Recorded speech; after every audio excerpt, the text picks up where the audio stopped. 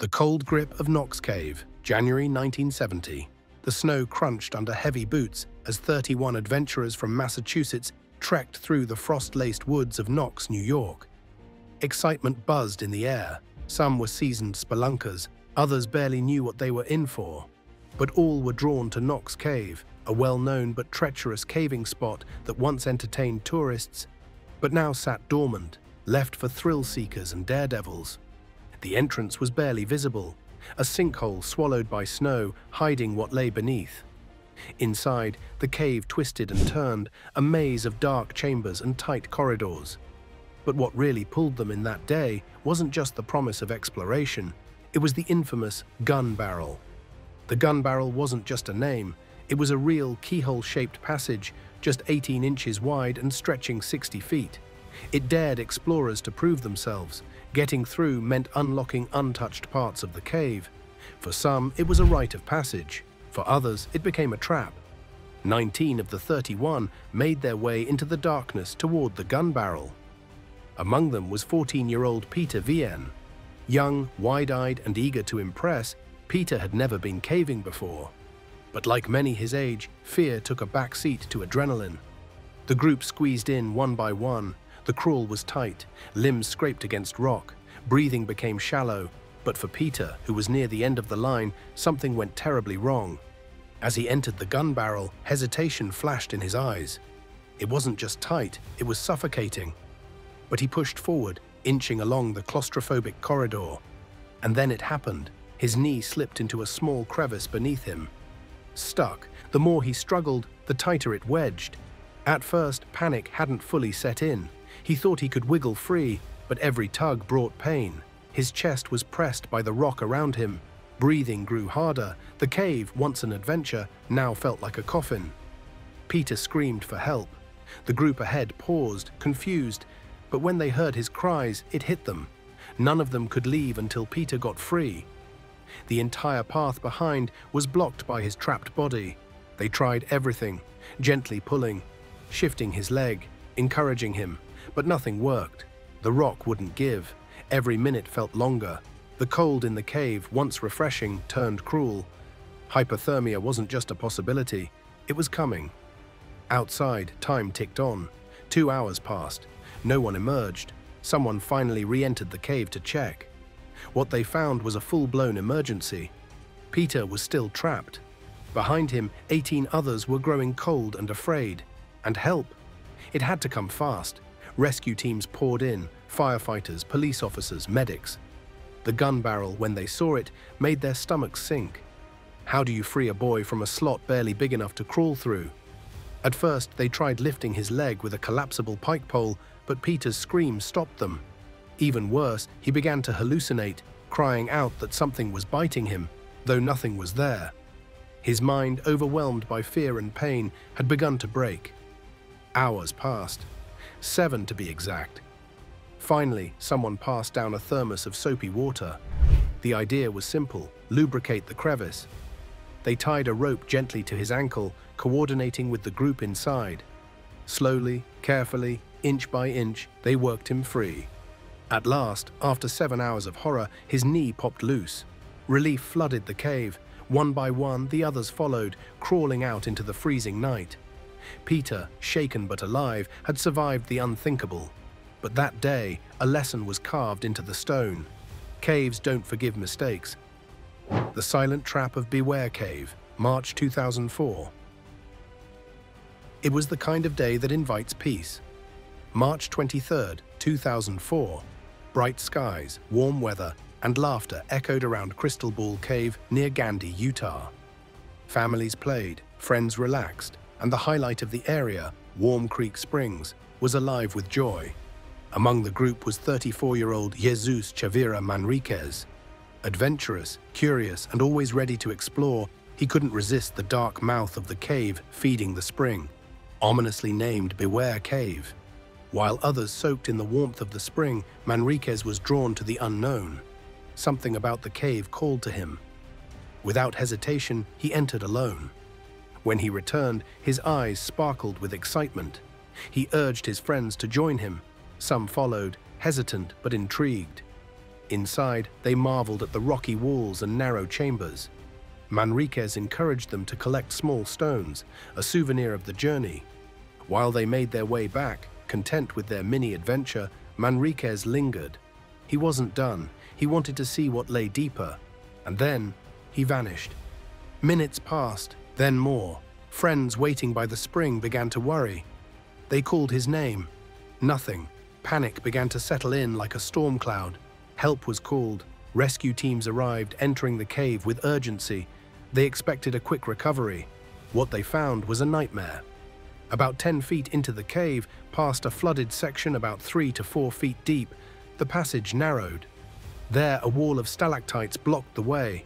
To continue meant submerging into cold, flowing water. Behind that veil of rock, they found Manriquez. He had tried to push through the tight, submerged passage, but underestimated the current. The force of the water had slammed him into a jagged section, trapping his body. His torso was wedged tightly. His legs floated partially submerged. He had drowned, unable to fight the surge pressing him deeper into the stone. The rescuers stared at the scene in stunned silence. The spot where he was caught wasn't just tight, it was brutal. The sharp limestone had dug into his ribs, and the current had pinned him with the weight of nature itself. Divers had to steady themselves just to reach him. One wrong move could shift the water and wedge him further. There was barely enough room for a headlamp to illuminate the area. The water was icy, and their breath fogged inside their masks. As they worked, they realized just how determined he had been, how far he had gone to explore just a little further. One rescuer quietly muttered that he must have been fighting with everything he had. The flow of the current had likely flipped him into the rock face. It wasn't just drowning, it was entrapment in its cruelest form. His backpack had torn on the jagged wall. Small rock fragments, the very ones he told his friends to collect, were still floating near him. Every little detail told a story of those final moments. The rescue team, hardened by experience, couldn't shake the somber weight pressing down on the cave. Getting him out required inch-by-inch maneuvering. No rushing, no room for error. And still, even in recovery, the cave resisted. The surrounding rock tore at his skin. Every attempt to move had made it worse. The cave gave no mercy. Rescuers had to use a winch system to carefully extract his body inch by inch. Even in death, the cave resisted. His family, once filled with joy and laughter, was now shrouded in grief. That spring day would never be remembered for swimming or sunlight, but for the tragic silence left behind. The grim reality of Grim Reaper Cave. Mark, Jason, and Luke had waited months for this trip. The infamous Grim Reaper Cave called to them like a dare whispered in the dark. Twisting tunnels, eerie echoes, and local legends painted it as a place few dared to explore. They should have taken the warnings seriously. Armed with little more than basic flashlights and wearing casual clothes, jeans, thin jackets, sneakers, they were wildly unprepared. Mark brought an old rope, Jason just one bottle of water. They underestimated everything. At first, the cave was thrilling. Narrow tunnels, damp air, the thrill of discovery. But the deeper they crawled, the tighter things became. Rocks closed in. The air turned cold and heavy. Then disaster struck. Mark slipped. In an instant, his body jammed between two jagged boulders. The pressure crushed his chest. Behind him, Jason's arm got pinned under Mark. Panic spread like fire. Luke, at the back, watched in horror. They were trapped. Luke tried to free Jason, but nothing worked. Breathing became harder. The cold crept in like ice water in their veins. Time was not on their side. Oxygen was dropping, carbon dioxide was rising, Mark's breathing became shallow, Jason's arm was losing circulation, and it got worse before it got better. Mark started groaning from the pressure on his ribs, saying it felt like his lungs couldn't expand anymore. Jason began shaking uncontrollably, not just from fear, but from the numbness crawling up his arm. Every second felt like an hour. Luke yelled back to them, trying to keep them calm, trying to mask his own fear. Mark began to slur his speech, signs of oxygen deprivation. Jason begged him to stay awake, his voice cracking. Then the lights flickered. Their flashlights were cheap, and the batteries weren't built for long hauls. One by one, the beams dimmed. Luke tapped his light furiously, desperate to hold on to visibility. The cave swallowed sound, turning each groan and breath into echoes. When Jason's flashlight finally gave out, darkness became total. Luke was now crawling back through the void, unsure if he'd ever see daylight again. The silence wasn't silent, it pulsed with their fears. Every heartbeat felt like it echoed off the stone. They weren't just cold, they were on the brink. Luke had no choice. He turned back, navigating the winding, oppressive tunnels, pushing his own fear down just enough to reach the surface. Rescue teams mobilized fast. This wasn't just a recovery, it was a race against suffocation. Equipped with rock drills, inflatable air bladders, oxygen supplies, and nerves of steel, they descended into the dark. Jason's condition was critical. They focused on freeing him first. Using a mechanical pulley system, they gently pulled him backward, guiding his feet along narrow footholds. Inch by inch, they worked. Then came Mark. An air bladder was inserted beside him and inflated slowly to give just enough space between his body and the unrelenting rock. A final pull, and he was free. Both men were alive, but just barely. Hypothermia had set in. They were battered, bruised, but rescued. As they stepped back into daylight, the weight of their mistake sank in. Some caves aren't just dark, they're deadly. These aren't just cautionary tales, they're raw reminders that nature doesn't care about experience or excitement.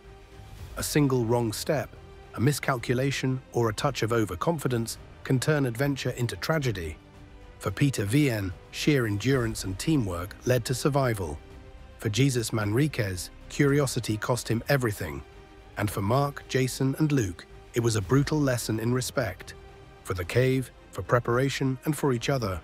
Caving is not just about bravery, it's about humility. Because beneath the earth, in tunnels where light fades and silence screams, the margin for error is razor thin, and the cost can be your life.